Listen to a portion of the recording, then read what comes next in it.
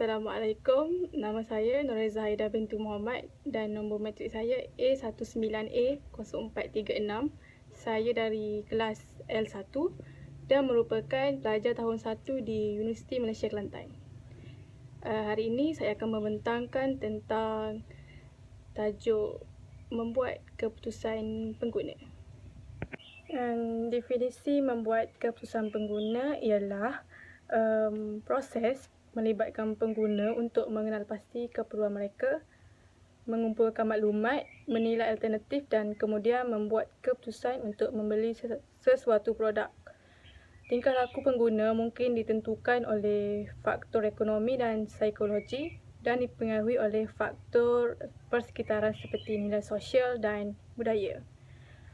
Selain itu, semasa berusaha membuat keputusan, seseorang pengguna mesti mempertimbangkan faktor positif dan negatif setiap barangan yang akan dibeli. Untuk membuat keputusan yang berkesan, pengguna mestilah dapat meramalkan hasil setiap pilihan semua item ini. Jadi, pengguna akan membuat keputusan mana yang terbaik untuk situasi tertentu. Seterusnya ialah proses pengambilan keputusan pengguna. Ia terbahagi kepada 3 tahap, iaitu tahap yang pertama ialah penyelesaian masalah yang luas, merujuk kepada pengguna belum menetapkan kriteria untuk penilaian produk tersebut, tetapi mereka tidak mengurangkan bilangan jenama yang perlu dipertimbangkan. Tahap yang kedua ialah penyelesaian masalah terhad. Ia merujuk kepada pengguna telah mempunyai kriteria asas untuk penilaian produk, tetapi mereka belum menetapkan pilihan jenama yang sepenuhnya. Tahap yang ketiga ialah tingkah laku tindak balas yang rutin, merujuk kepada pengguna mempunyai beberapa pengalaman dengan kategori produk, tetapi mereka mempunyai kriteria yang ditetapkan untuk penilaian produk. Mungkin mereka mencari sebilangan kecil maklumat atau mungkin membeli dari kebiasaan. Seterusnya ialah proses membuat keputusan pengguna. Proses yang pertama ialah memerlukan pengiktirafan. Tidak ada pembelian yang dapat dilakukan melainkan pengguna menyadari bahawa mereka memerlukan perkhidmatan atau produk kita. Keperluan tersebut dapat didorong oleh faktor luaran dan juga faktor dalaman, tetapi dalam hal apapun, pelanggan perlu diberi alasan untuk berfikir bahawa mereka menginginkan atau memerlukan sesuatu produk yang belum mereka miliki. Yang kedua ialah pencarian maklumat.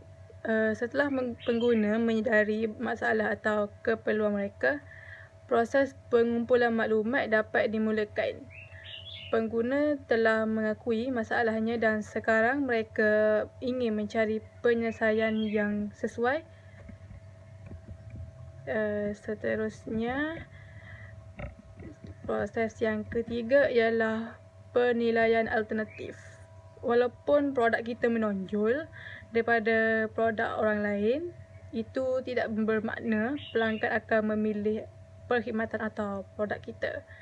Penyelidikan lebih penting bagi pengguna daripada sebelumnya dan mereka akan meluangkan banyak masa untuk mempertimbangkan semua pilihan mereka sebelum membuat pilihan pembelian akhir. Proses yang keempat ialah pembelian, di mana inilah saat yang dinantikan oleh pengguna, iaitu pembelian sebenar.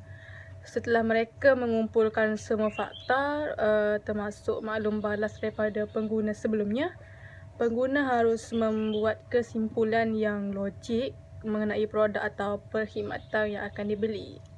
Sekiranya kita menjalankan tugas dengan betul, pengguna akan menyedari bahawa produk keluaran kita adalah pilihan terbaik dan memutuskan untuk membeli produk tersebut.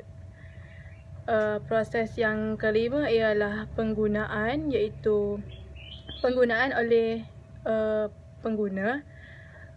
Terdapat dua kategori pengguna, iaitu pengguna dan bukan pengguna.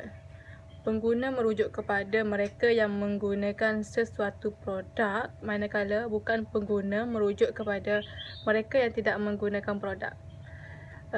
Proses yang keenam ialah penilaian selepas penggunaan, di mana pengguna menilaikan penggunaan dan membandingkan prestasi produk dengan jangkaan pengguna. Terdapat 3 kemungkinan hasil, iaitu kepuasan, rasa tidak puas hati dan kegembiraan. Proses yang terakhir, iaitu proses yang ketujuh, ialah pelupusan, di mana tindakan membuang produk dijalankan, iaitu pelupusan kitar semula atau pemasaran secara langsung. Akhir sekali adalah cabaran yang terdapat dalam membuat keputusan pengguna. Cabaran pertama ialah menukar permintaan pengguna, di mana permintaan mempunyai kecenderungan untuk turun naik dengan cepat. Sebagai contoh, pilihan pengguna telah banyak berubah dalam beberapa tahun kebelakangan ini kerana permintaan beralih kepada pilihan yang lebih sihat dan lestari. Cabaran yang kedua ialah globalisasi ekonomi, merujuk kepada memanfaatkan jaringan pembekal global adalah cara untuk mengurangkan biaya, namun ia mempunyai banyak risiko dari segi kepatuhan, keselamatan produk dan bidang lain. Cabaran yang ketiga ialah perincian dan keterlihatan data. Dengan kepatuhan dan peraturan menjadi lebih ketat, fungsi kemampuan jejak lebih relevan dan diperlukan daripada masa lalu.